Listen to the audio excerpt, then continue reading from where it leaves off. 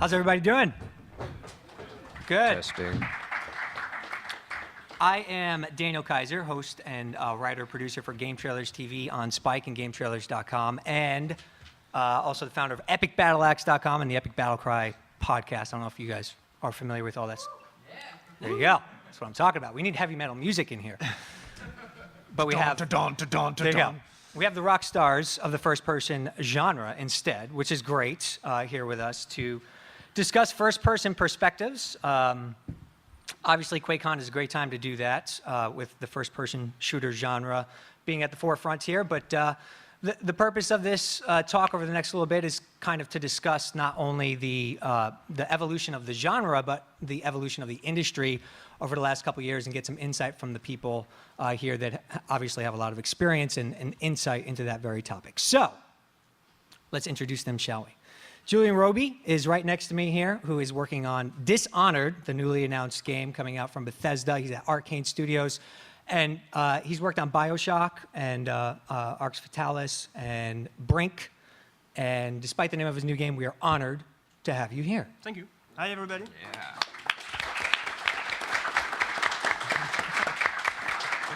Drew Murray, oh, I'm sorry, I skipped right over you.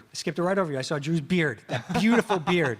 I totally jumped right over Mackey McCandlish, of course, from Respawn, who is here, who has worked on the Call of Duty franchise and has the interesting distinction of not being able to talk about his game today, which I'm a little upset about.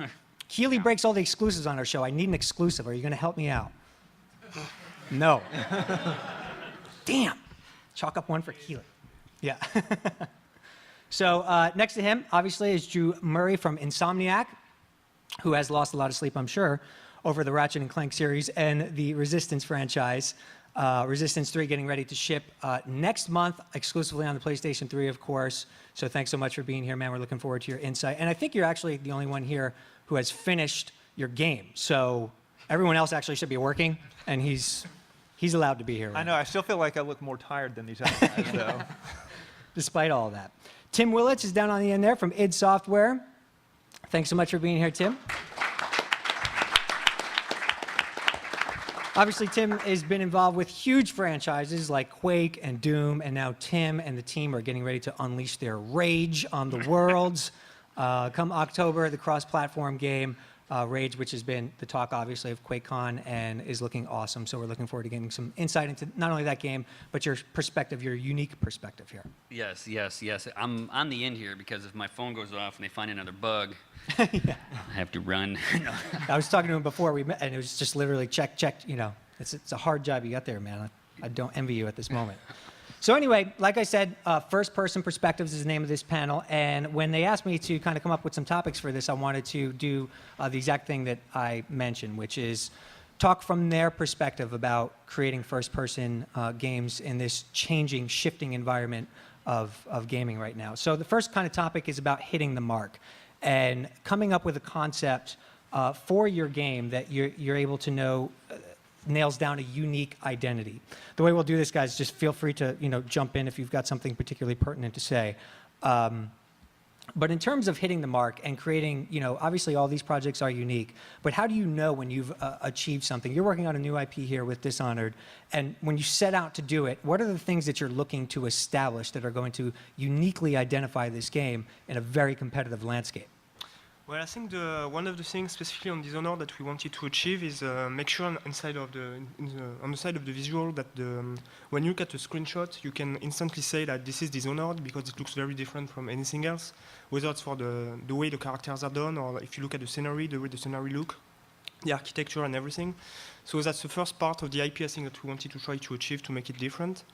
And I think the other thing too is specifically on the gameplay front. We wanted to make something that is first person, obviously, but something that is also different to play in first person because it's not only about shooting, but also about what the player can do in the game, how we can interact with the environment, how the AIs react to the player. So it's really about trying to define a moment-to-moment experience that is different from what you can play on other games, and that's also trying to get the player involved in what he's doing as much as possible. Mm-hmm. Tim, when I spoke with you yesterday, you talked about nailing down a game like Rage that has that id feel, as you described it to me. And I think that establishing that as a company probably is a huge advantage to know what your games are supposed to feel like and what people expect out of your games when you're creating a new product, right? Yes, and it's very difficult as you and I tried to put it down into words yesterday, what the id feel is. That spirit of an id software game when you have your hands on the shotgun and you pull the trigger and that feedback. It's just it feels correct. And for us, having so Rage is very interesting because we're trying to appeal to people that believe in the id spirit and understand the id spirit, but we're also trying to branch out. So the second part of your question about expectations, and we've had to climb over lots of hurdles and what people expect. It's what's an id game? It needs to be a corridor shooter and it needs to be kind of dark, and all brown. But it's so you have that group, and then you want to branch out and do some different things. We have the vehicle aspect. People are you putting cars in your id games. You're wrecking the id spirit. It is very difficult to appeal to your hardcore base and do something new while the industry and the fans are evolving and changing. Mm-hmm. Drew, I know that I spoke with you about Resistance many times. Obviously, at the time that Resistance came out, the initial launching of an IP that is in a flooded first-person market, it's like, how is this distinguished from everything else? And you guys have a few kind of pillars for the franchise that you guys look to with the story and then also the trademark Insomniac weapons and things like that. Talk a little bit about the development of that franchise and a little bit how you've evolved it to continue to remain unique. I think we went with this alternate history theme that has enough familiarity that I think people can get into it quickly, but then has enough differences to stand out with our aliens, with the weapons which Insomniac is known for from Ratchet and Clank, and then obviously in the Resistance franchise. I think with 3. We wanted to tell a more personal story. I think part of that was just a desire for us to be showing more of, the game's called Resistance. And the first 2 games were pretty military based, and you'd show up in these cities that had been overrun. And I guess whenever I personally think of like the French Resistance, I don't think of the military or like the action, although of course we do have a lot of. I think about like I think about being scared. I think about dark places and hiding out and whispering and being nervous and really being part of this almost the citizens army that is. That's facing overwhelming odds and that you're not really ready for. And so I think we wanted to tell a more personal story in 3, and I've mentioned this in a couple interviews, but I don't think it's a coincidence that a lot of us on the team, me, Marcus Smith, our creative director, Grant Hollis, our art director, a lot of us had kids during production, and I think a lot of us, we were reading, a bunch of us reading The Road at the beginning of the game, and all of us were kind of thinking like, what would it be like if this happened and you had your wife and a kid, and wanted to tell a more personal story because I think there are a lot of games, Call of Duty, Medal of Honor, Battlefield, those guys do military really well, and I think we wanted to do something different that told a more personal story. Mackey, obviously you guys are, like we mentioned, in a unique position here, launching a new IP that nobody in this room is really familiar with. Hopefully not, anyway. A few of them. There's some coworkers. Okay, great. So you guys know. But in terms of this IP, talk a little bit about now.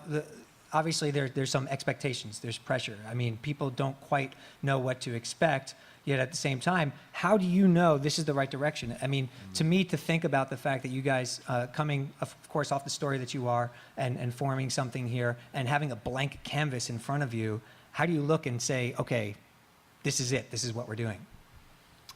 Well, we're definitely in a very unique situation where we can't really say anything specific because our game is not even announced. But when we started out, we wanted to start with a really clean slate, so we sat in a big room in a big circle, and each person talked about their most favorite games and also their biggest disappointments. And we used that process to sort of build a company game outlook. Like, what is it that we are striving for, and what are some cases where a game appealed to us in a certain way but then didn't pay off, so maybe we could pay that off in the future. And we found some really good stuff there. And then I'll also say that the way we know if it's going to be a success, I guess, or not, is really just, are we really excited about the game, and are we just dying to play it? So once we get the ideas there, which are there, then it's all about the hard work of building it so that we can have the game to play. In the initial states of developing these IPs, guys, are there ever moments, or have there been moments where you've gotten pretty deep and then you just scrap it? I mean, I'm trying to imagine, you know. Yeah, we worked on a game for over a year and we scrapped it, the whole thing. Yeah. You know, and yeah, I mean, it was going to be a cool game, and we just hit a point where, you know, this is not working. But luckily for us, you know, we were small enough. You know, John is flexible enough, and it takes, you know, it takes balls to throw a year away and start something completely different. And you just have to follow your heart. Yeah. What do you guys think? Resistance started as a time-traveling high science fiction game and ran that way for 6 to 9 months, I think. It was before I got there, but I've seen some of the art and cinematics and or little animatics that were put together. And they definitely went down that road for a while and then made a hard left or right turn or some kind of flew up in the air, I don't know, and ended up with the Resistance that we know. Well, thinking of examples, I mean, I feel like some of the best games out there went through that process. Like Half-Life 1, they were down to a year left and they said it's not working, so let's scrap it and take the best of what we've done and figure out how to make a whole game around that. And projects I've worked on have gone through similar processes that I won't be too specific about. Before the game you can't talk about, there were games you can't talk about? Sadly, that's the case, yes. What about with Dishonored? Were there points throughout the early development where, I mean, you guys spoke a little bit about the development yesterday, but was it a completely different concept than what we've been introduced to here at QuakeCon? Not really. In terms of the high-level concept, it's still quite of the same as we wanted to do at the beginning. I think it's more like some features got dropped because they seemed to be good on paper. I think there's some kind of legend with design that some people think that if you design a feature very deeply on paper, then it's all good, you can do it, and it will be good. When in fact, very often when you start on a feature that seems to be cool on paper, then you do it and you feel like, my God, this is pure shit. This is never going to work. And in this case, sometimes it's really better to just throw that away and just give it up, even if it's a full game, actually, and if you have the money to be able to do that, because in the end, if you do something and it's crappy and you release it, that's going to actually damage the name of your company, and it's not going to do any good. So it's better to just realize that something is bad, even if you really attach to the ID. Just drop it and do something else. I got a little question for Daniel. You worked on BioShock, which was one of those games that went through a long sort of finding itself, and then actually ended up working out really well, which usually if it goes that long isn't necessarily the case. But did you have a similar process on this game, or was it more like you guys had the vision at the beginning? So on BioShock, actually, didn't work on the first one, and on the second one, I didn't work a lot on it, actually. It's more that Arkane did some work on some of the level of BioShock, so I wasn't really involved a lot on it, apart from some producing stuff, so I'm not sure I can't really answer the... But did the game you're working on now, did it have a clear vision from the beginning, or was that a process of finding it over the course of the game? I think we had a clear vision that we wanted to make a game about assassination and that we wanted some core values like the game we really like Deus Ex or Thief, in terms of how the experience plays. But there's a lot of stuff that have been refined on the way by just iterating again and again and again on the feature, just to try to find the good balance between all the elements we have in the game, like between the combat and the stealth. How does the stealth play for the player when you can also just use this sword and kill everybody? So it's more like we had the high-level direction and then more refining how this play really in the game, like the minute-to-minute gameplay, basically. Okay.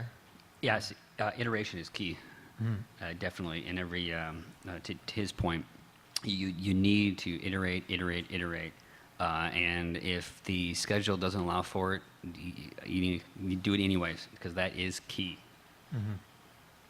You know, guys, thankfully, we've been speaking mostly from a creative standpoint here on everything involved in this process, which to I think everybody in this room, this medium is near and dear as you know, the ultimate expression and, you know, the merging of creativity and technology. But this is a business, too. And I know that you guys have a balancing act. And that was kind of my next talking point, was talking about coming up with these wonderful creative visions, but then making sure that they're going to sell. And in this day and age, you know, we're seeing a lot of casual consumers that are impacting the markets a lot, that might pick up a game and they really enjoy it for a few months, or they enjoy it for the multiplayer components and might not even play the single player story. Where do you find the biggest challenge in walking that tightrope and making sure that your game's accessible to newcomers, but at the same time appealing enough to offer the hardcore gamers, like the ones here, I'm sure, an opportunity to feel a unique experience like we talked about building?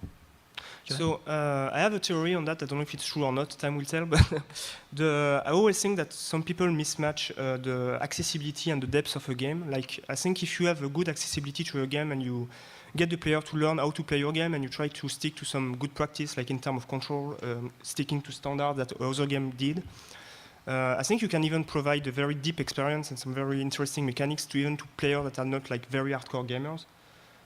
So I think it's a lot about making sure that your game offers itself to the player in a good way so that he can learn how to play it, and then you can really have him to learn to do very complex things in your game if you do it the right way, and with the right pace and everything. Mm-hmm. You're talking about specifically in Dishonored, there's the option to kind of search out if you want to advance your character's abilities to increase his weapons and also his skill set. Those things are there. So it's kind of one of those things that it becomes as deep as you want to make it, but there is a surface level that you could kind of just go through, correct? Yeah, absolutely. Okay. You know, obviously, Mackey, with your new IP, you know, Call of Duty is probably one of the most accessible, if not the most accessible franchise out there because of its cross-platform nature, and then everyone knows it. In terms of making a game that is identifiable to the hardcore but also accessible, what are your thoughts? I think, in some ways, I tend to identify personally with the Blizzard mantra on that, where you want to make a game that you have to treat everybody as your potential audience rather than just really zoning in on one specific group of people, but you still need to have enough depth to appeal to all those players. And specifically to your earlier point was that do these games even really need a single player anymore? And I don't know, looking at the games that have been successful, it feels to me like single player is a great entry point for the average person to get into a game, so they're not afraid of what's going to happen to them when they play multiplayer. When you say successful, you mean financially successful, or what do you mean successful? Lots of people playing it. Lots of people playing. Okay. Like, I mean, there's plenty of, I don't know, in the biggest cases, you know, single player tends to be the leader that gets people into it. It's just that games that only have a strong single player get a little bit economically run into headwinds, because then they become a very popular rental game. Mm-hmm. Right. So, I mean, in terms of what I'd like to play, I don't mind just playing just a single player or just a multiplayer, but that's because I'm essentially a super advanced gamer compared to the average person out there. Yeah, I'm just real curious, actually.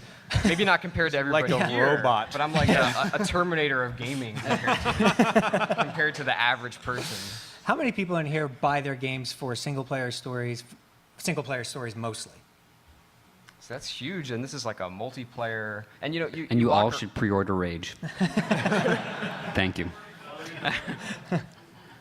As I walk around the convention floor, it's a little weird to me, having come to QuakeCon since the first one through 11 years or so, to see like how many people are just there playing single player or co-op games with their friends. You know, they drag their computer all the way in here so they can play Rock Band or something. Yeah. That's cool, or Minecraft. Yeah.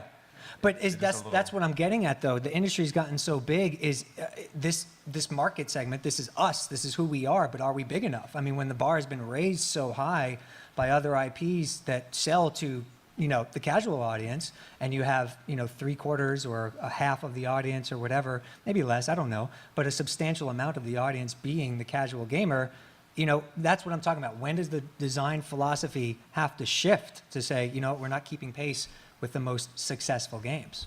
Yeah, it is. It is definitely a tricky balance. You know, for us, we have the greatest fans in the world, but they're very hardcore. And you get a game like Call of Duty that sells 25 zillion copies. You know, that is you want some of those. You want some of those people to say that game was fun. What else is out there? Oh, I want to play this. And you're right. It is tricky. Mm-hmm. You know, for us, heck, the first 2 hours of Rage is actually just a long tutorial, and that was something that we needed. But education, not intimidating casual gamers, that's very important, because a lot of people, especially with our game now, they're a little intimidated until people play it and they're like, okay, yeah, I can get into it. But it is a balancing act that's tricky. Mm-hmm. I think, like Tim said, the training is really important. We started doing some formal usability tests after Resistance 2 came out on Resistance 2, and basically found that we've got both a primary fire and alt fire on every gun, and just that confused a lot of people, and there was a pretty clear divide between people who really liked the game and people who were like, yeah, it's okay, and it's whether or not they understood the weapons. Mm-hmm.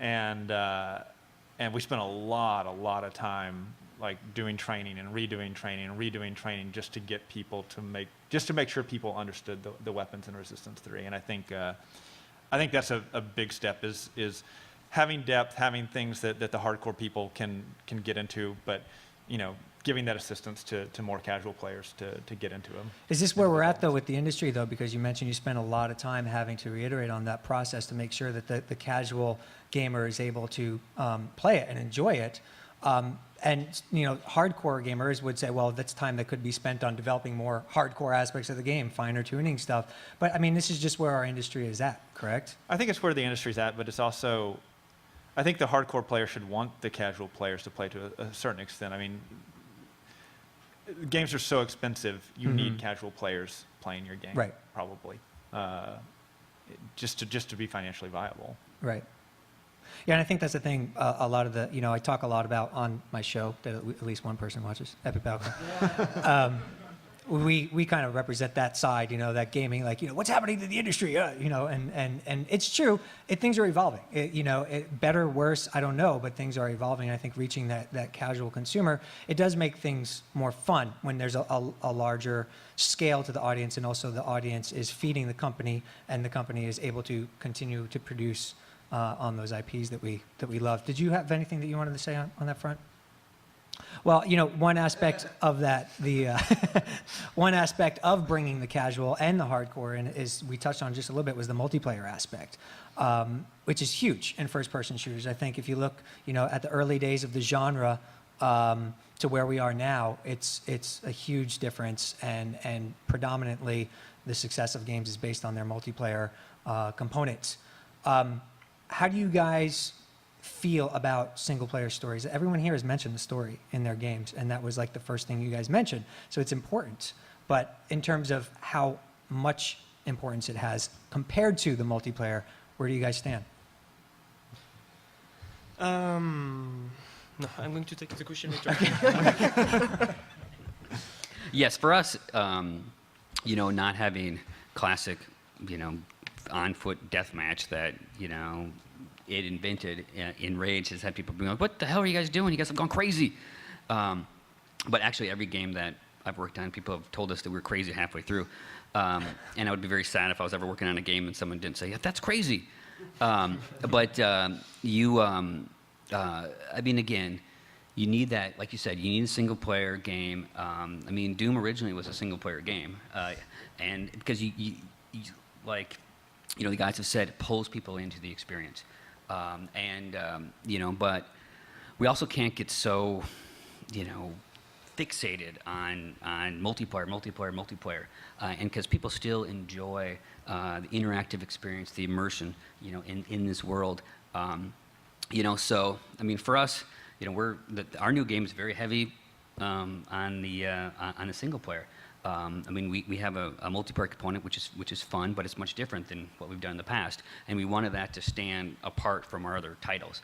It is definitely, like I said before, a fine line that we all walk. Yeah. Yes. True.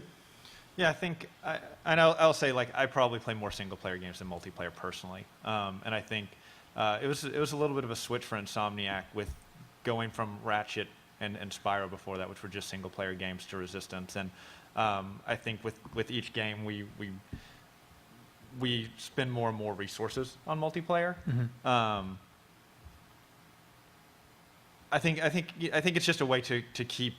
I think that's a good way to capture the hardcore, actually, because even people who really like single player or like playing through a story on co-op, I think, I know that there are people out there who play through our Resistance, 5, 10 times, but I think most people who are going to keep playing a game are going to be doing that in multiplayer and who want that experience to continue. And from a purely mercenary standpoint, I think you need something that continues that experience, because if you have a game that's just a 5-hour single player, people are going to rent it. They're going to buy it and take it back to GameStop after the weekend, and that hurts. I mean, I don't think that's really financially viable anymore. That's not good for the industry at all. Maggie? Yeah, that's made things pretty tough. I mean, it seems like in this console generation especially, it's become sort of a winner takes all, where more and more players see what their friends are playing on Xbox Live or PlayStation Network, anyway. And then they jump in with their friends and then tell their friends to buy that game, and everybody buys that game because that's the one they know that their friends are going to be playing. But I'm kind of surprised that I feel like the poor, unsupported, unspoken of co-op is a little missing from the discussion, because that's more and more games are pushing that frontier, and that's a new and interesting way to do storytelling, especially like Gears, where you're both playing, one of the characters in the story. I think it's Borderlands. Or Portal, even Portal 2 in co-op was a really new and interesting way to play through it. Now, does that get you away from rentals? I don't know. I think really multiplayer is the only one or massively multiplayer is the only way to get away from that. It's hard to say that is single player or multiplayer more important. They both, they both end up with people working on both of them if they're going to be in your game. So, yeah, I think the multiplayer ended in some kind of strange position, because sometimes it's used as a tool, as you were saying, to fight against rentals and piracy. But I think at the end of the day, you also have to ask yourself, where does the multiplayer fit in my project? Is it going to bring anything to what I want to achieve with this game?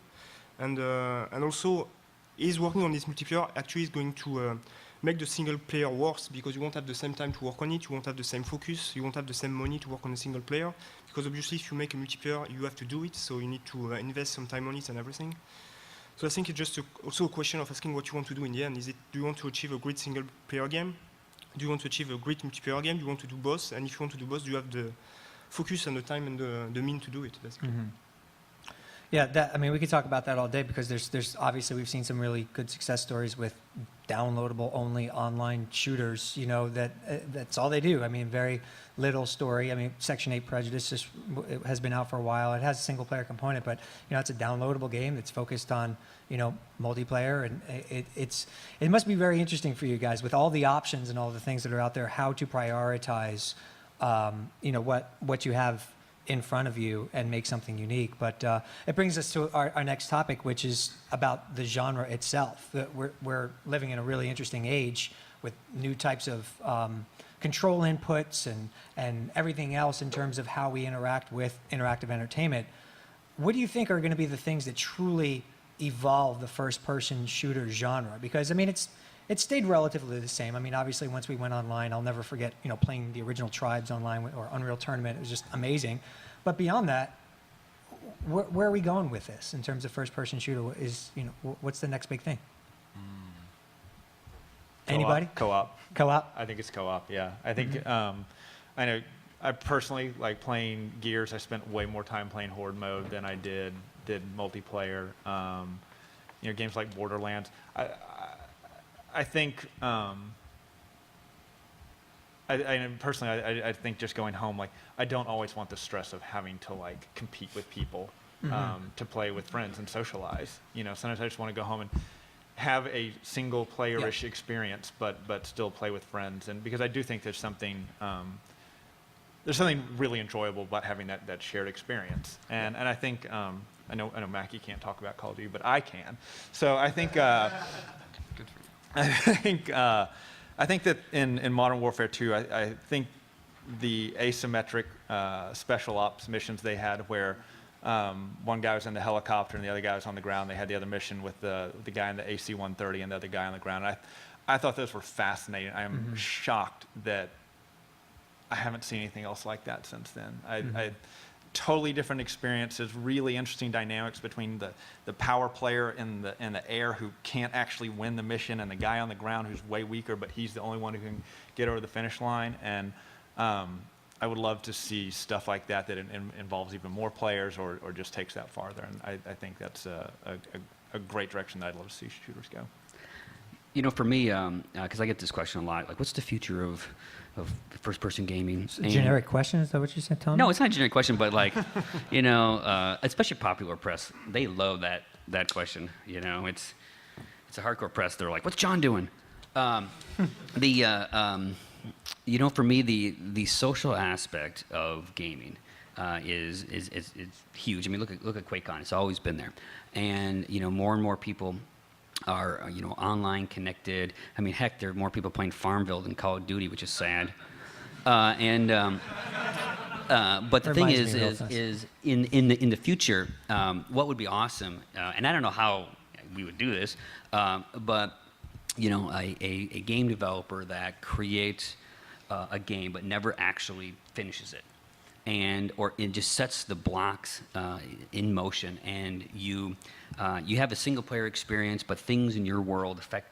I mean, actions that you do in your world affect the world that your friends are in, and then together, you know, as everyone plays through it, the world changes, and then eventually, you know, the end is there, but it's based on the choices and the decisions and the actions that you know, everyone together has made independently. And So a broader social type of component. and then just tie that into the social aspect. I mean, I think that we'll find more and more people, you know, games cross different platforms, you know, from mobile to web-based. You know, you play something on your console, but it's connected to everything, and you get beep updates on your phone if somebody's found something in their game that affects your game, and I think that's a great direction that someone could take. I couldn't agree more. People complain. Anyone who knows me knows I'm a Mass Effect nut. And in Mass Effect 2, people complained a lot about the mining that people enjoy the mining in Mass Effect 2, where you're mining for all the materials. No. I said that should be something that's an app on your phone that, you know, half of these people would be doing right now while they're listening to the, you know. I've never understood why you can't Would our lives be gather better? medals in WoW on your phone. Yeah. Like, You know. yeah. So social and bringing things out. What about you in terms of the future, not only of this genre, the industry in general? Where are we heading with things? Well, I mean, I think in console world, we've been on the same technology for like 5 years or so. So everything kind of becomes a search for what can you do with the existing technology. It's hard to guess what we're going to be able to do with future technology, since personally, at least, I haven't seen it yet. But the Kinect, I was really excited about Kinect when I saw it at E3. I guess, was it 2 years ago before it came out, or a year ago? Anyway, and I think that controlling a game with the least amount of things required to learn is cool, but it's not quite there yet because it didn't ship with the original hardware and didn't ship as a zero cost for the developer. With the Kinect right now, it uses up some of the memory and some of the CPUs, so you would have to sort of develop 2 games if you were going to really try to take advantage of it. But it depends on how far forward you're looking, but I would say that there's going to come a time in the future when you're adjusting the volume of your TV with your fingers and doing iPod motions on things. Yeah. Your CPU will be so powerful it'll understand what you're trying to do. Yeah.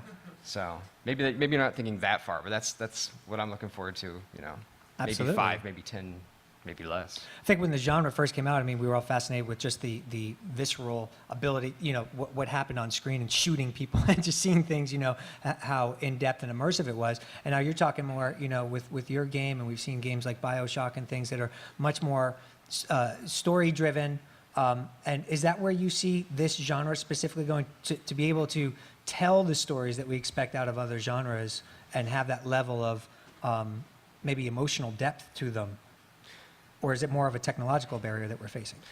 I don't know if the full genre is going to go there because it's obviously different experience, and I don't think one experience is better than the other. I mean, different players like to play different things. Like if you take Call of Duty or BioShock or I don't know Thief or whatever, they are like very different games doing different things and doing it very well.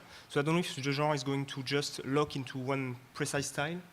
I hope not, because otherwise it will be just kind of boring if you just have only one kind of first-person shooter. But if I had a wish for the future, at least I don't know exactly where the future is going, but if I had a wish, I wish that Microsoft and Sony could add a little bit memory in their console. Mm-hmm. Yeah, memory. We always just say more memory, please. Yeah, but it's just that we are at a stage. The Xbox almost shipped with 256, so. Yeah. How much do you they want? went to 512. How much do you want? What would be perfect for you? Like not crazy. Maybe we can Not start crazy. with a gig at A least. gig. Yeah, a gig. that's what the More dev kits than have. That gets you in trouble. Yes. Right. No, it's Yes. just that it's getting to a point where it's kind of strange because the power of the console is very high, but you can't really use it as you want because it's just the memory is so low that you would like to make a world that is very lifelike, where you can interact with a lot of subjects and everything, and suddenly, oh, I don't have any more memory. And how can I only have 256 memory in 211? It's kind of strange. So is there a consensus that that's probably the most limiting thing? Just not being able to, I mean, you've got the ideas here, it's just getting them out there. Is that what I'm hearing? And time. Time is usually the real limit. Yes. Yeah. So I don't know if they can ship with more time. Yes. But I'll take more memory. More memory and more time. Do it, Yes. Microsoft. Yeah. One thing Microsoft and Sony both are doing, and you touched on this, is the motion movement. This bullet point I have is called out of control. So like, pun. Yes. Because, the simple fact is connect, move. Obviously the Wii, the motion movement has taken over the industry. And I've always really wondered specifically with the first-person shooter genre, we're not seeing a ton of depth there with what you mentioned, kind of the Minority Report type of future. But in the immediate future, in the next 5 years, maybe 5-10 years, is motion controls, is this really what you guys see specifically to the first-person shooter genre as being something to complement the experience? Is it going to replace the control pad and the mouse and keyboard? or- Well, we had the Killzone gun, and so you fire up Killzone, you get the gun, and you're like, yeah, this is cool. And then in about 15 minutes, you're like, oh, my arms are so tired. So then you take all the stuff out of the gun, and then you sit back, and you're like, yeah, this is not so bad. So there is, when you talk about it, it's like, oh, it's awesome, you get up, you go this, but the problem is it gets too damn tiring.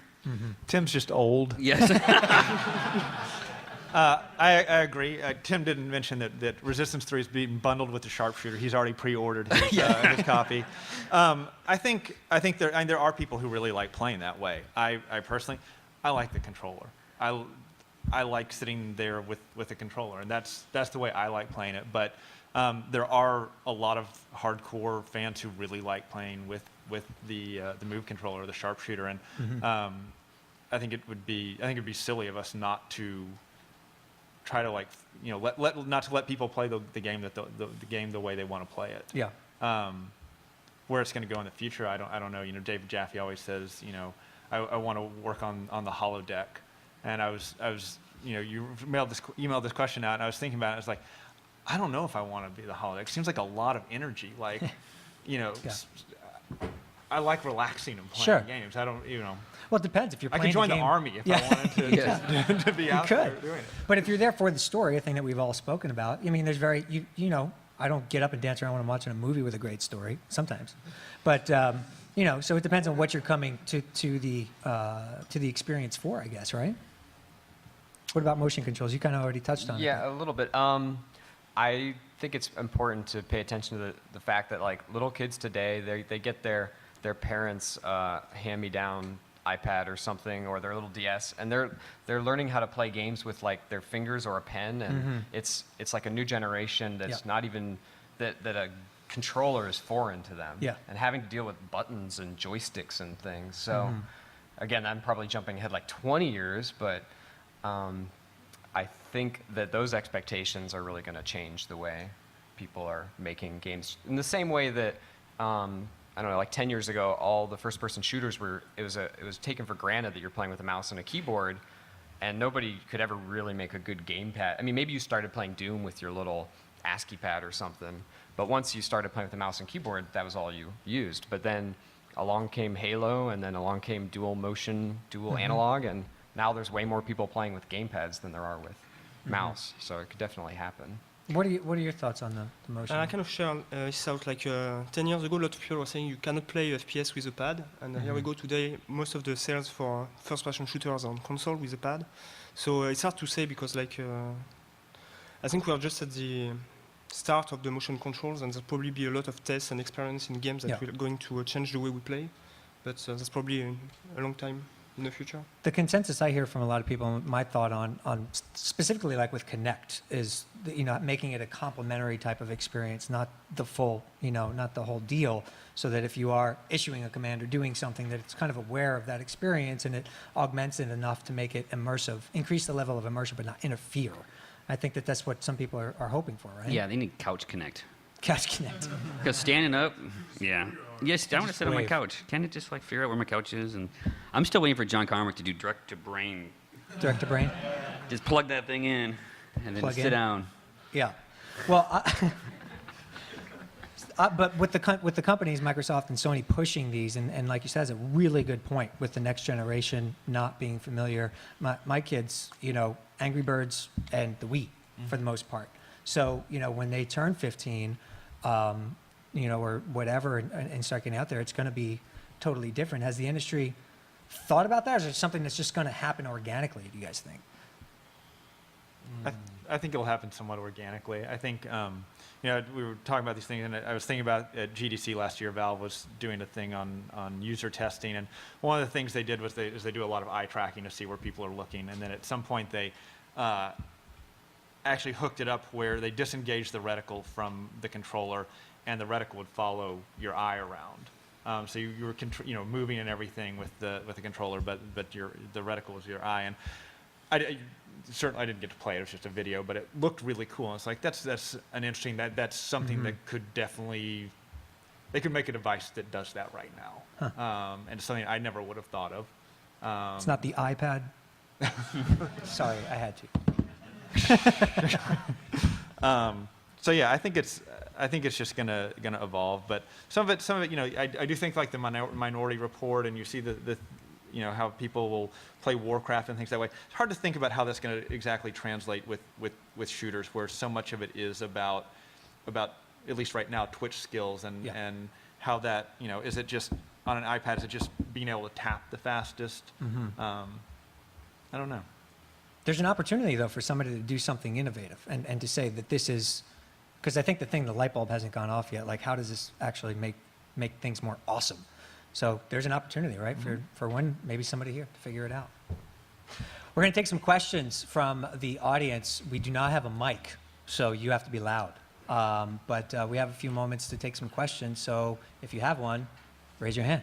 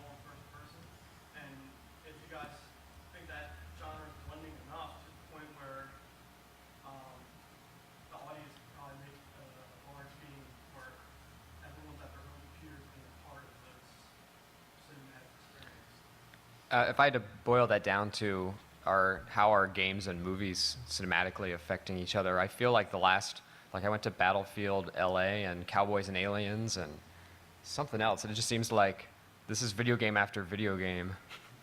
in some sort of weird movie format. So there's definitely like a feedback loop starting to happen between game makers and movie makers. A lot of them are in LA, so that might have something to do with it. I thought Cloverfield was totally based on games. I mean, His I name thought was that was a HUD. pretty. It was yeah. It was His a pretty, name was HUD. Yeah, it was a pretty first-person game. At one point he figures out the light. It's like he got the power up and he's got the flashlight all of a sudden. And yeah, and I came out of it thinking, yeah, that J.J. Abrams clearly plays a lot of video games. As far as the second part of your question, I honestly don't know. It sounds like a cool idea. Tim, anything on the cinematic front? No, that was good. What those guys said. Well, I think that's one thing that the gaming industry has always struggled, kind of maybe being the little brother to the film industry, always trying to live up to, that, hey, we're here too type of thing. But I think that's gone. I mean, nowadays, like you mentioned, I mean, Hollywood is ripping off so many of the things from the gaming industry, right?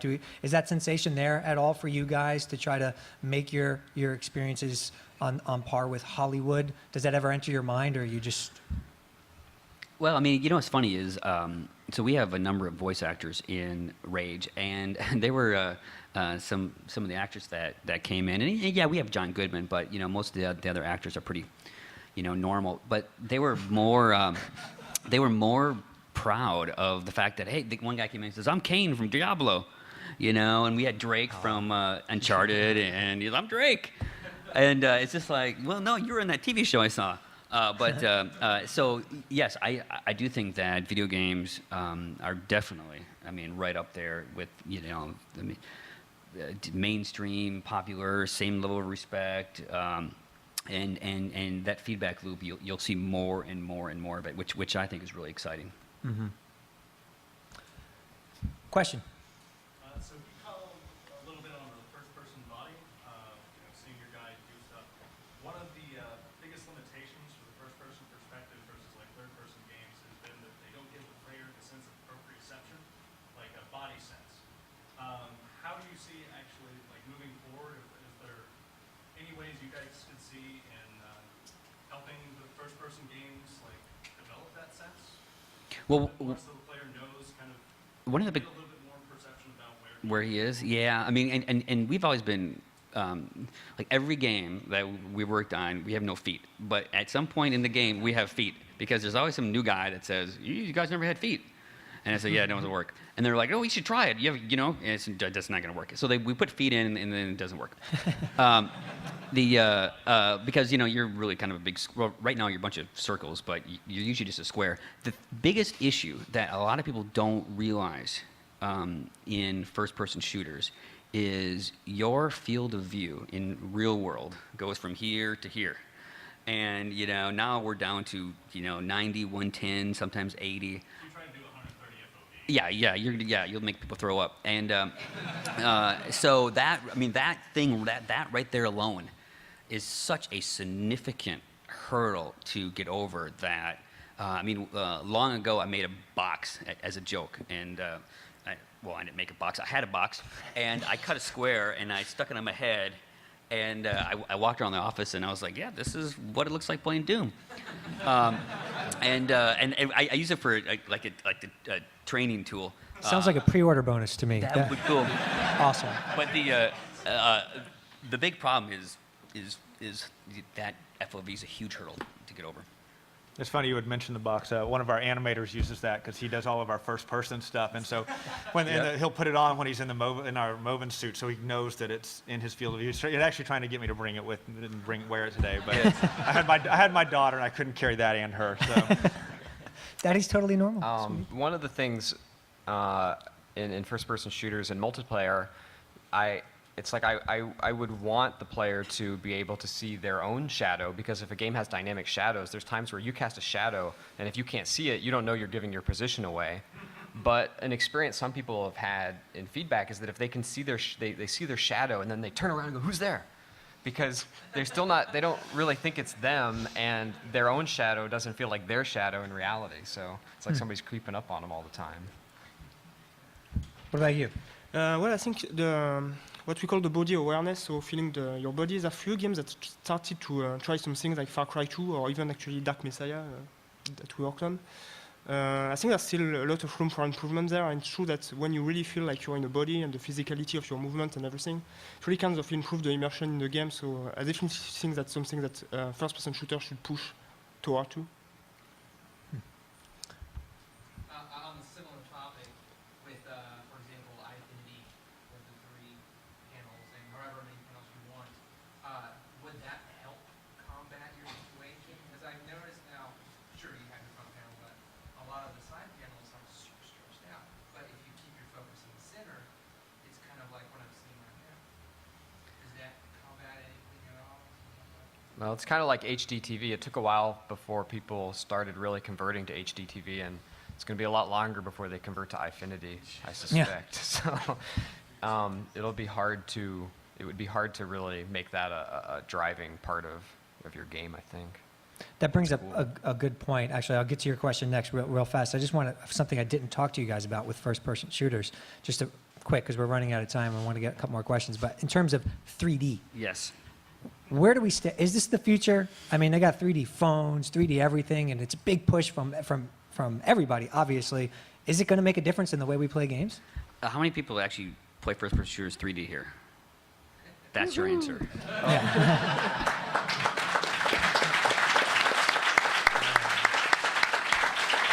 Cool. What do you guys think? The same thing. Same thing? So, but yeah. So there's nothing you guys see as being extremely valid in what 3D brings to the table to augment the design process, to change the way that you could think about playing a game and being immersive on a different level, where it just pops out and it's cool, but it's not going to change the way we play? I mean, it does make it a little more immersive, but I find now that it's really become more of a popular thing in movies, because not as much in games yet, because the hardware is still locked in 2005 or whatever. But sometimes, I don't know, I'm watching a 3D movie and I still just want to take the glasses off, and then the screen's brighter, and if it's not too 3D, I can see it fine, and I don't have to wear the glasses. And Yeah. So I'm not saying it doesn't make it more interesting and like you're there, but I Right. don't think it's strictly necessary. I think we got the consensus on that. Question? I was actually wondering, how well does it work whenever you're pulling the trigger? Like, does the Kinect actually notice that you have little fingers? Like, I don't know how well it actually tracks that. I think the Kinect probably gives you mitts at this point, but computers are only getting more powerful, despite our best efforts. Was there, on the move stuff, is there, I know that you have, You got triggers We on got a on wand the and move, buttons. yeah, and then the sharpshooter has a trigger. I haven't played with Kinect, so. No. And the other thing is that I play Bioshock with a mind controller, and that's super sick, so I hope that you will get A mind controller? Yeah, there's an emotive mind controller. I'm actually personally developing a game for that too, so I hope that everybody, gets on those mind controllers. Did it help you kill the Big Daddy? Using the powers with a mind controller is so sick, and it actually has a gyroscope. But the on your Big head, Daddy's so pretty you- tough. Do I? But he's pretty tough. He'll Yeah, it is. he'll push you like a long way, no matter how much you're like, no. I will not move. You have to actually hold the thought too, so it's like Whoa. you're actually, And then you're getting hungry, and there's like a Stay Puft Marshmallow Man. Yeah. See how that could be. Do you have a question over there, Em? This is kind of like a risky question to ask, but like, when you ask all those questions, like, where is the industry going? What do you guys see in the FPS and stuff? I wanted you to kind of phrase the question like, where do you see your games rewarding players from now and then in the future? Because what I noticed from all these awesome developers and from the games that came out, from Bioshock to Call of Duty to Borderlands, as I mentioned, was that they found new ways to reward players for their time and money. Call of Duty did it with the levels. As you play multiplayer, you level up, and then even when you get to the end, you prestige, and then you go back and you still say, "I'm prestige 5." I'm still learning you. And then Borderlands had all that loot, and then Bioshock had story, which was that reward pillar. So I see Rage as when I played on the floor, I saw it incorporate a lot of stuff. I felt really rewarded when I played it. But in terms of the future, what kind of rewards do you guys see that you guys adding into your game to make the players feel like, all right, this is awesome. I pay $60 or 30, 40, 60 bucks. I see that reward. I get it. Like, I think that's where the industry will go, right? Where you guys will say, how do I find that new reward to reward you for that 5 minutes that you just started jumping in, or the 10 minutes, or the 20 minutes that you played in my game? Mhm. Do you think that's the way that you guys will go? Like, how do I find new rewards for the player? If I made a game and you beat the game and you got a hot girlfriend, I'd be rich.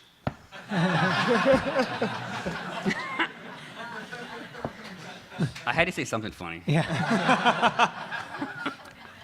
It'd be a one-word title if it was from mid, so I want to know what that's going to be.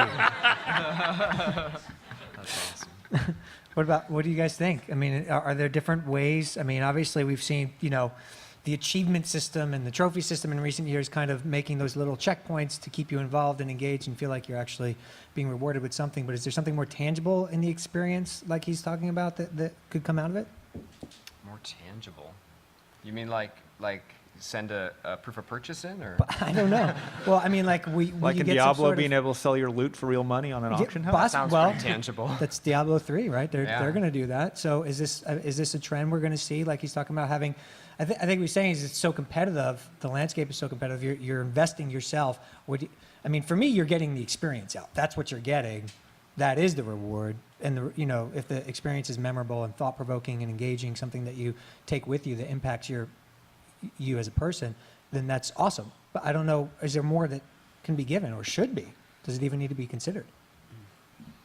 I think some of what you're talking about was just like new ways of rewarding the player, like the achievement system is obviously like a Or like, Battlefield, collection showing off. And doing that whole Battlefield blog, and Call of Duty's doing the Call of Duty Alpha, that whole like kind of site where you kind of present, they Elite. reward you for playing. They reward you saying, you played these games, you did this stuff, here it is, you're awesome. Like that some people might like it, some people might not, and I was just wondering if that's kind of like this whole, and you also talked about integrating the social. So I was wondering if this is like the whole next step. If that's one type of reward, a social reward, then, what kind of aspects are you guys looking to rewarding players and stuff like that? all of those.